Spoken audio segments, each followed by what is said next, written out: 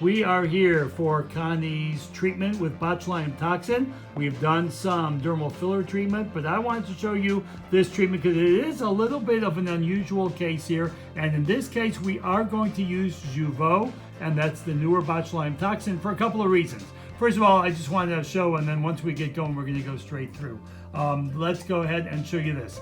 Take a look at Connie's forehead, nice and smooth. Right now, she raises her eyebrows, and what do you see? Go ahead and raise them really high, and you see some frontalis movement with some strange lines in the lower frontalis. Now, this is an area on most normal people, human beings that you would never inject with botulinum toxin, and you should never inject with botulinum toxin. But of course, Connie is different, not just because she's married to me, but because the way her anatomy works. So we are going to give her botulinum toxin in the lower frontalis, and it's one of the very unusual times you would ever do that, and that is simply because she has fairly deep set eyes. And if you don't know the connection between fairly deep set eyes and giving botulinum toxin in the lower frontalis, then you have not been trained by the AAFE. But this is an unusual procedure that you would not do for many patients. You can go ahead now. We're going to give her botulinum toxin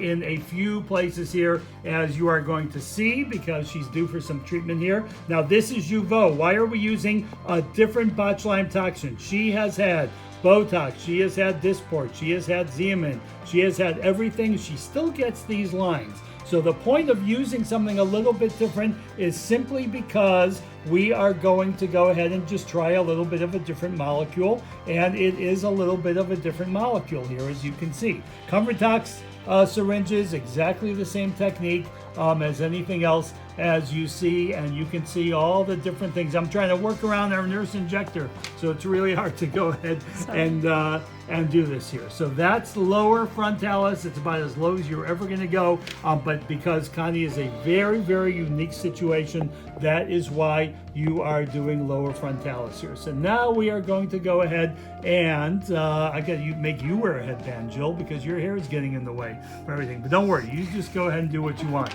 We got to work around each other here. Now just glabellar, very light in the glabellar, because she doesn't have much in terms of the actual effect, because it hasn't run out, but we want to keep it all at the same time. Just dab her a little bit in the glabellar before you go ahead and continue on.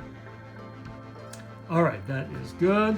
So sorry for the bad cinematography. We'll try to get better at it as we go along. Now she's getting crow's feet. That's standard crow's feet, always away from the eye, always going ahead and knowing exactly your anatomy and what muscles you want to put it in for that, so you can see all of that. And this is directly after, if you've seen some of the video, we taped on her doing lower filler in the lower part of the face. And now let me go ahead and let's go ahead and do this crow's feet. You can see AAFE techniques, really trying to find where the anatomy is, staying away from any veins and from bruising, which you never promise patients that you will go ahead and do here.